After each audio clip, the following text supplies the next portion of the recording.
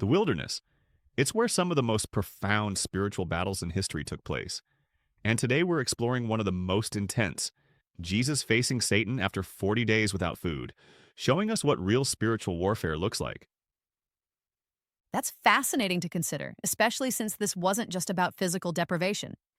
The psychological warfare must have been incredible. Well, you know what's really interesting here? Satan didn't show up on day one when Jesus was still strong. He waited until that 40-day mark, when Jesus was at his absolute weakest physically. Hmm, that reminds me of how predators in nature often target the weakest member of the herd. So, what was Satan's first move? He started with something that seemed totally reasonable, suggesting Jesus turn stones into bread. I mean, who would fault someone for eating after 40 days of fasting? But that's exactly what makes this so relevant to our modern struggles, That's exactly like how temptation works today. It rarely comes as an obviously bad choice, right? right? And here's what's fascinating. Jesus responded by quoting specifically from Deuteronomy each time. These weren't random verses. They were all about Israel's failures during their own wilderness testing. Oh, so Jesus was deliberately showing how to succeed where Israel had stumbled? Exactly. And get this.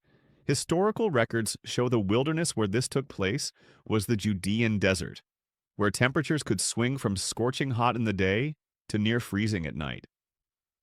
So we're talking about extreme physical conditions on top of everything else.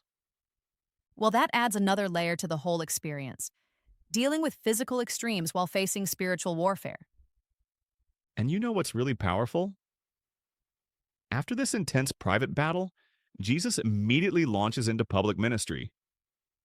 There's no recovery period. He goes straight from this testing to calling his first disciples.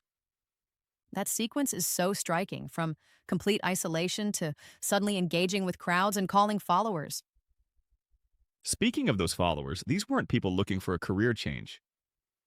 The text specifically mentions they were actively working, casting nets when Jesus called them. Archaeological evidence shows fishing was actually a pretty profitable business in first century Galilee. So they were giving up established careers, not just odd jobs. That's quite a leap of faith. And here's another fascinating detail. Jesus chose to begin his ministry in Galilee, which historical records show was looked down upon by Jerusalem's religious elite. They called it the Circle of the Gentiles because of its mixed population. That seems like a deliberate choice, starting his ministry in an area that the religious establishment dismissed. Absolutely, and look at how his ministry combined both teaching and healing. Studies show that in first century Palestine, about 90% of the population lived at or below subsistence level. So when Jesus healed people, he was addressing their most pressing needs. So he wasn't just preaching abstract truths, he was meeting tangible human needs in a society with limited medical care. And here's what ties it all together. Whether facing temptation or stepping into ministry, Jesus demonstrated complete dependence on God's word. He showed us that spiritual victory isn't about having superhuman strength. That really brings it home to our daily lives. The same principles apply whether we're facing personal struggles or public challenges. You know what's remarkable? Modern psychology actually confirms this pattern, that our private victories often prepare us for public impact. It's like Jesus was modeling a universal principle of human development. Well, that's a powerful way to look at it, showing us that authentic influence comes from winning those private battles first. And in the end, just like those first disciples by the sea, we're all faced with the same choice. Will we trust and follow, even when it means leaving our nets behind?